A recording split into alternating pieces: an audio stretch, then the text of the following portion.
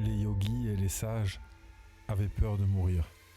Alors, ils ont commencé à faire pranayama. Brahma est le principe de création. On retrouve 3 symboles ou 3 divinités dans 3 centres d'énergie. Brahma qui est la création, Vishnu qui est la pérennité, le fait de vouloir garder les choses telles qu'elles sont, on pourrait dire que c'est l'attachement, et Shiva qui est la destruction ou bien le renouvellement.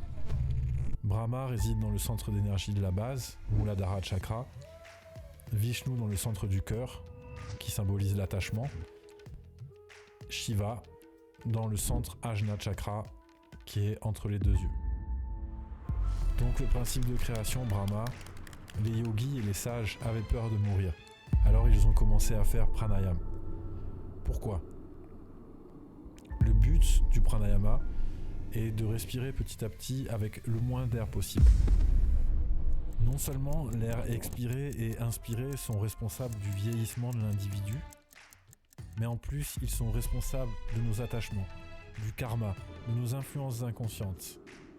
C'est pour ça qu'il est important de mettre en place dans une pratique le plus rapidement possible les rétentions, les kumbhaka, les moments où on arrête de respirer, ce qui va nous permettre, sur du long terme avec le pranayama, d'aller vers ce qu'on appelle les non-souffles, c'est-à-dire une manière de respirer avec le moins d'air possible.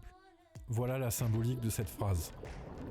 En mettant en place cette respiration, ce non-souffle, ils pourraient économiser leur durée de vie. Cette phrase souligne également le fait que la plus grande peur de l'homme est la peur de mourir et qu'il met en place tout un tas d'actions qui sont soutenues par des croyances parce qu'il ne sait pas ce qui l'attend à la fin, quoi qu'en disent les uns et les autres.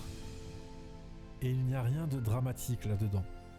C'est ça la plus profonde connaissance du yoga, la connaissance de l'humain. Se connaître, c'est pouvoir se libérer, célébrer la vie, vivre sa vie et être conscient. Donc, apprenons à nous connaître pour nous détacher de tout ce qui nous fait peur.